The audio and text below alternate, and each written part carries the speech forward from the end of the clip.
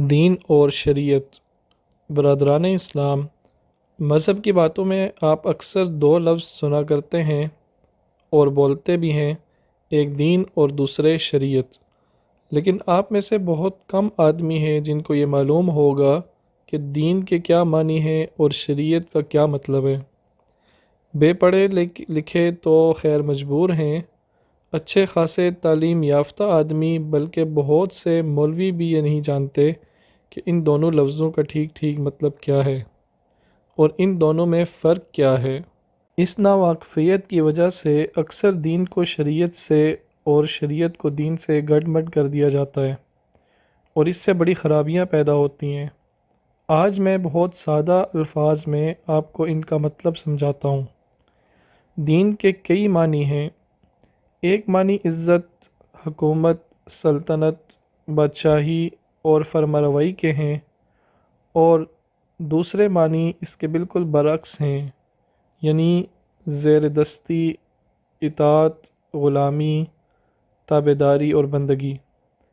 تیسرے معنی حساب کرنے اور فیصلہ کرنے اور اعمال کی جزا و سزا کے ہیں۔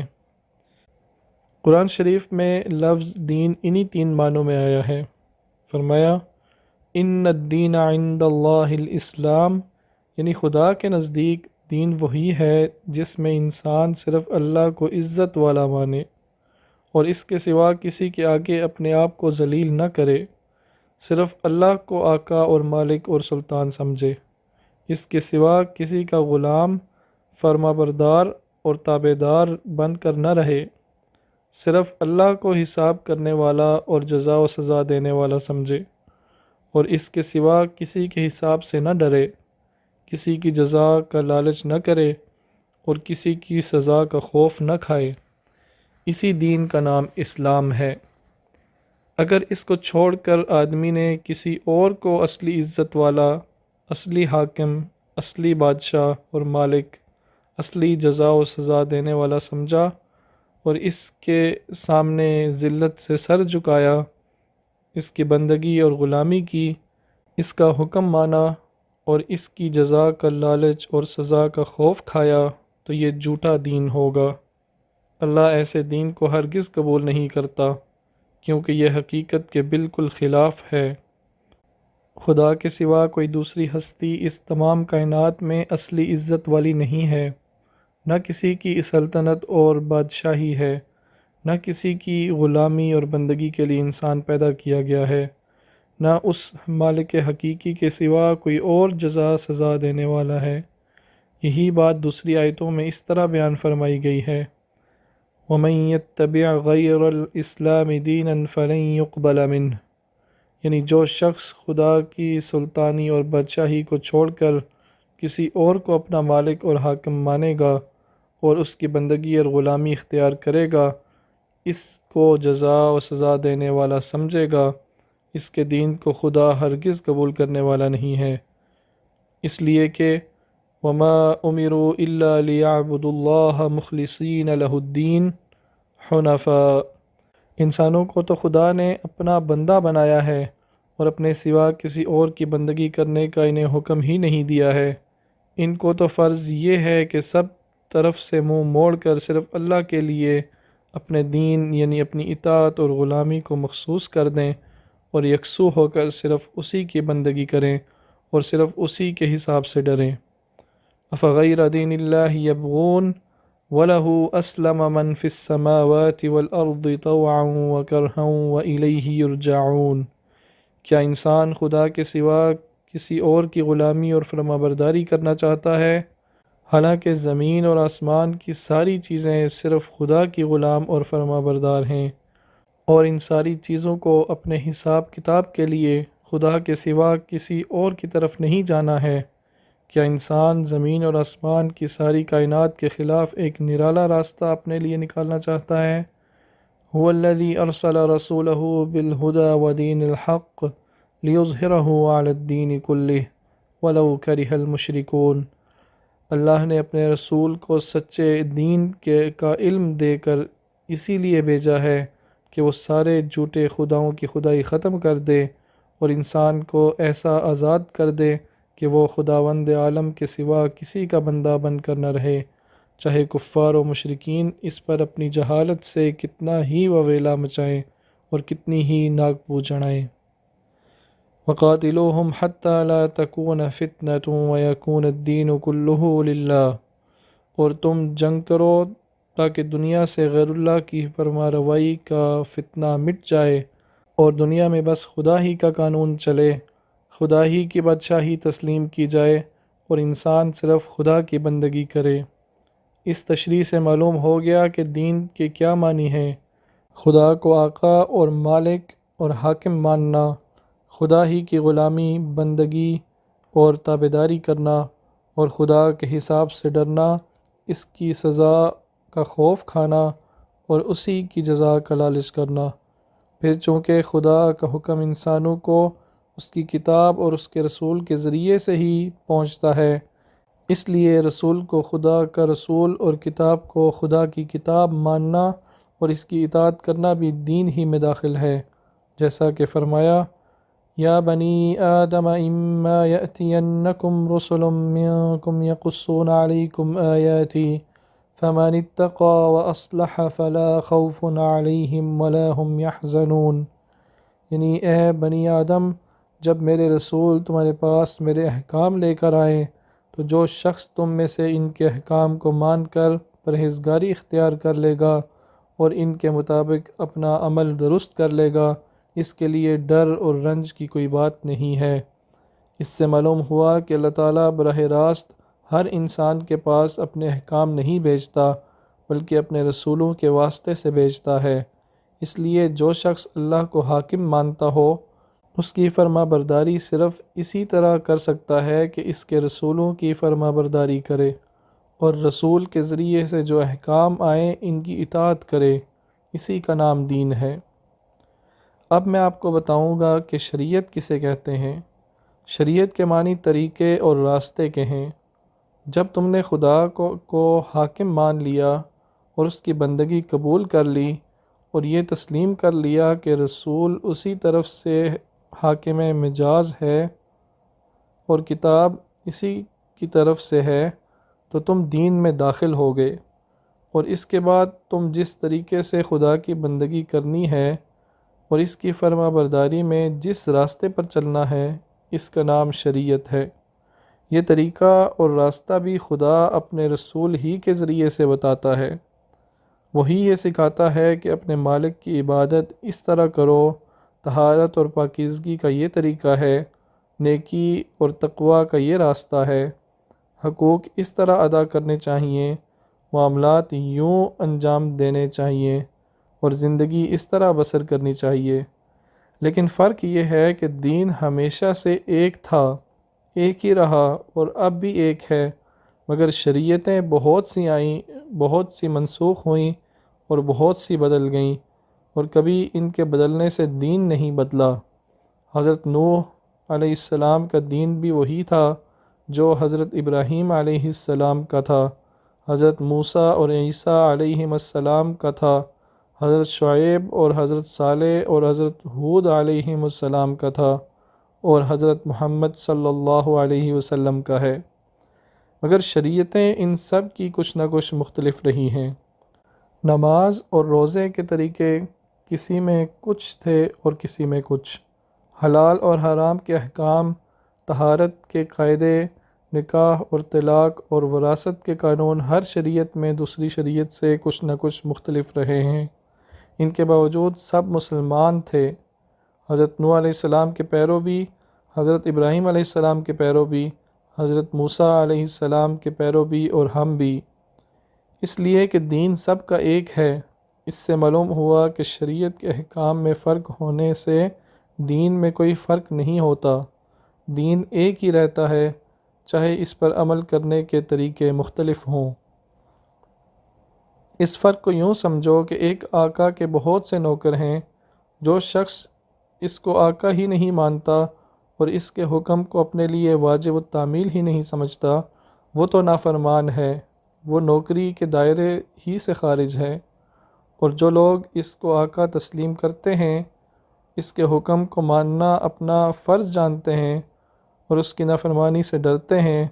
وہ سب نوکروں کے زمرے میں داخل ہیں۔ نوکری بجا لانے اور خدمت کرنے کے طریقے مختلف ہوں تو اس سے ان کے نوکر ہونے میں کوئی فرق واقع نہیں ہوتا۔ اگر آقا نے کسی کو نوکری کا ایک طریقہ بتایا ہے اور دوسرے کو دوسرا طریقہ،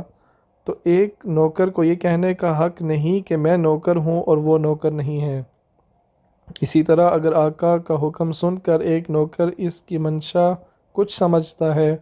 اور دوسرا کچھ، اور دونوں اپنی اپنی سمجھ کے مطابق اس کی تعمیل کرتے ہیں، تو نوکری میں دونوں برابر ہیں۔ یہ ہو سکتا ہے کہ ایک نے مطلب سمجھنے میں غلطی کی ہو اور دوسرے نے صحیح مطلب سمجھا ہو، لیکن جب تک اطاعت سے کسی نے انکار نہ کیا ہو، کسی کو کسی سے یہ حق کہنے کا حق نہیں ہے کہ تو نافرمان ہے یا تجھے آقا کی نوکری سے خارج کر دیا جائے گا۔ اس مثال سے آپ دین اور شریعت کے فرق کو بڑی اچھی طرح سمجھ سکتے ہیں۔ نبی کریم صلی اللہ علیہ وسلم سے پہلے اللہ تعالیٰ مختلف رسولوں کے ذریعے سے مختلف شریعتیں بھیجتا رہا۔ کسی کو نوکری کا ایک طریقہ بتایا اور کسی کو دوسرا طریقہ۔ ان سب طریقوں کے مطابق جن جن لوگوں نے مالک کی اطاعت کی وہ سب مسلمان تھے، اگرچہ ان کی نوکری کے طریقے مختلف تھے۔ پھر جب نبی کریم صلی اللہ علیہ وسلم تشریف لائے تو آقا نے حکم دیا کہ اب پچھلے طریقوں کو ہم منسوخ کرتے ہیں، آئندہ سے جس کو ہماری نوکری کرنی ہو وہ اس طریقے پر نوکری کرے جو اب ہم اپنے آخری پیغمبر کے ذریعے سے بتاتے ہیں۔ اس کے بعد کسی نوکر کو پچھلے طریقوں پر نوکری کرنے کا حق باقی نہیں رہا، کیونکہ اب اگر وہ نئے طریقے کو نہیں مانتا اور پرانے طریقوں پر چل رہا ہے تو وہ دراصل آقا کا حکم نہیں مانتا بلکہ اپنے دل کا کہا مان رہا ہے، اس لیے وہ نوکری سے خارج ہے، یعنی مذہب کی زبان میں کافر ہو گیا ہے۔ یہ تو پچھلے انبیاء کے ماننے والوں کے لیے ہے۔ رہے نبی صلی اللہ علیہ وسلم کے پیرو تو ان پر اس مثال کا دوسرا حصہ صادق آتا ہے۔ اللہ تعالیٰ نے جو شریعت نبی صلی اللہ علیہ وسلم کے طریقے سے ہم کو بھیجی ہے، اس کو خدا کی شریعت ماننے والے اور اسے واجب التعمیل سمجھنے والے سب کے سب مسلمان ہیں۔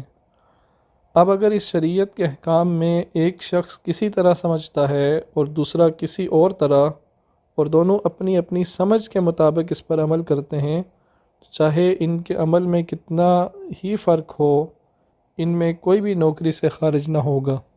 اس لیے کہ ان میں سے ہر ایک جس طریقے پر چل رہا ہے یہی سمجھ کر تو چل رہا ہے کہ وہ آقا کا حکم ہے۔ پھر ایک نوکر کو یہ کہنے کا کیا حق ہے کہ میں تو نوکر ہوں اور فلاں شخص نوکر نہیں ہے؟ زیادہ سے زیادہ بس وہ یہی کہہ سکتا ہے کہ میں نے آقا کے حکم کا صحیح مطلب سمجھا اور اس نے صحیح نہیں سمجھا، مگر وہ اس کو نوکری سے خارج کر دینے کا مجاز کیسے ہو گیا؟ جو شخص ایسی جرات کرتا ہے وہ گویا خود آقا کا منصب اختیار کرتا ہے۔ وہ گویا یہ کہتا ہے کہ تو جس طرح آقا کے حکم کو ماننے پر مجبور ہے اسی طرح میری سمجھ کو بھی ماننے پر مجبور ہے۔ اگر تم میری سمجھ کو نہ مانے گا تو میں اپنے اختیار سے تجھ کو آقا کی نوکری سے خارج کر دوں گا۔ غور کرو یہ کتنی بڑی بات ہے۔ اسی لیے نبی صلی اللہ علیہ وسلم نے فرمایا ہے کہ جو شخص کسی مسلمان کو ناحق کافر کہے گا اس کا قول خود اسی پر پلٹ جائے گا، کیونکہ مسلمان کو تو خدا نے اپنے حکم کا غلام بنایا ہے،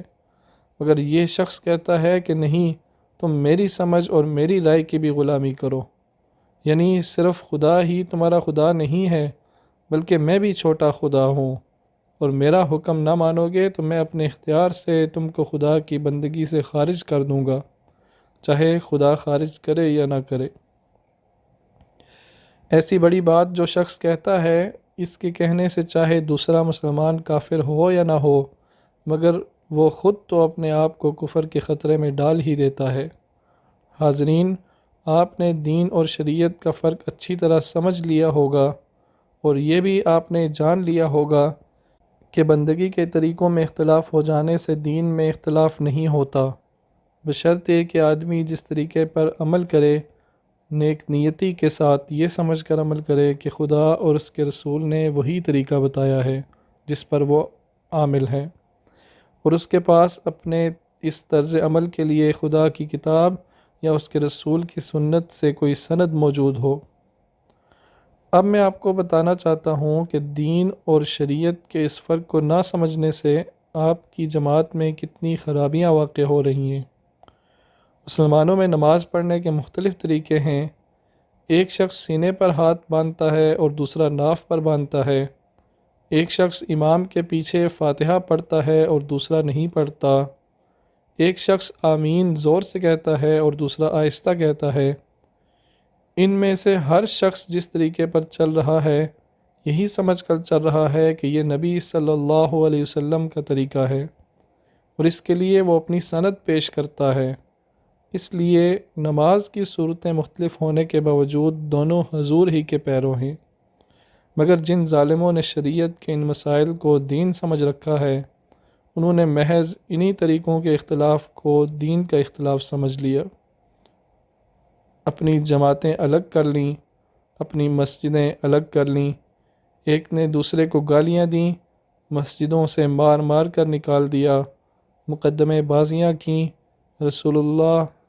صلی اللہ علیہ وسلم کی امت کو ٹکڑے ٹکڑے کر ڈالا۔ اس سے بھی لڑنے اور لڑانے والوں کے دل ٹھنڈے نہ ہوئے تو چھوٹی چھوٹی باتوں پر ایک نے دوسرے کو کافر اور فاسق اور گمراہ کہنا شروع کر دیا۔ ایک شخص قرآن سے یا حدیث سے ایک بات اپنی سمجھ کے مطابق نکالتا ہے تو وہ اس کو کافی نہیں سمجھتا کہ جو کچھ اس نے سمجھا ہے اس پر عمل کرے، بلکہ یہ بھی ضروری سمجھتا ہے کہ دوسروں سے بھی اپنی سمجھ زبردستی تسلیم کروائے، اور اگر وہ اسے تسلیم نہ کرے تو ان کو خدا کے دین سے خارج کر دے۔ آپ مسلمانوں میں حنفی، شافعی، اہل حدیث وغیرہ جو مختلف مذہب دیکھ رہے ہیں، یہ سب قرآن و حدیث کو آخری سند مانتے ہیں، سمجھ کے مطابق وہیں سے احکام نکالتے ہیں۔ ہو سکتا ہے کہ ایک کی سمجھ صحیح ہو اور دوسرے کی غلط، میں بھی ایک طریقے کا پیرو ہوں اور اس کو صحیح سمجھتا ہوں، اور اس کے خلاف جو لوگ ہیں اس سے بحث بھی کرتا ہوں تاکہ جو بات میرے نزدیک صحیح ہے ان کو سمجھاؤں، اور جس بات میں غلط سمجھتا ہوں اسے غلط ثابت کروں۔ لیکن کسی شخص کی سمجھ کا غلط ہونا اور بات ہے اور اس کا دین سے خارج ہونا دوسری بات۔ اپنی اپنی بات سمجھ کے مطابق شریعت پر عمل کرنے کا ہر مسلمان کو حق ہے۔ اگر 10 مسلمان 10 مختلف طریقوں پر عمل کریں تو جب تک وہ شریعت کو مانتے ہیں وہ سب مسلمان ہی ہیں، ایک ہی امت ہیں، ان کی جماعتیں الگ الگ ہونے کی کوئی وجہ نہیں ہے۔ مگر جو لوگ اس چیز کو نہیں مانتے وہ انہیں چھوٹی چھوٹی باتوں پر فرقے بناتے ہیں، ایک دوسرے سے کٹ جاتے ہیں، اپنی نمازیں اور مسجدیں الگ کر لیتے ہیں، ایک دوسرے سے شادی بیاہ، میل جول، ربط و ضبط بند کر دیتے ہیں۔ وہ اپنے اپنے ہم مذہبوں کے جتھے اس طرح بنا لیتے ہیں کہ گویا ہر جتھا ایک الگ امت ہے۔ آپ اندازہ نہیں کر سکتے کہ اس فرقہ بندی سے مسلمانوں کو کتنا نقصان پہنچا ہے۔ کہنے کو مسلمان ایک امت ہیں، ہندوستان میں ان کے 8 کروڑ تعداد ہے۔ اتنی بڑی جماعت اگر واقعی ایک ہو اور پورے اتفاق کے ساتھ خدا کا کلمہ بلند کرنے کے لیے کام کرے تو دنیا میں کون اتنا دم رکھتا ہے کہ اس کو نیچا دکھا سکے، مگر حقیقت میں اس فرقہ بندی کی بدولت اس امت کے سینکڑوں ٹکڑے ہو گئے، ان کے دل ایک دوسرے سے پھٹے ہوئے ہیں، یہ سخت سے سخت مصیبت کے وقت میں بھی مل کر نہیں کھڑے ہو سکتے۔ ایک فرقے کا مسلمان دوسرے فرقے والوں سے اتنا ہی تعصب رکھتا ہے جتنا ایک یہودی ایک عیسائی سے رکھتا ہے، بلکہ اس سے بھی کچھ بڑھ کر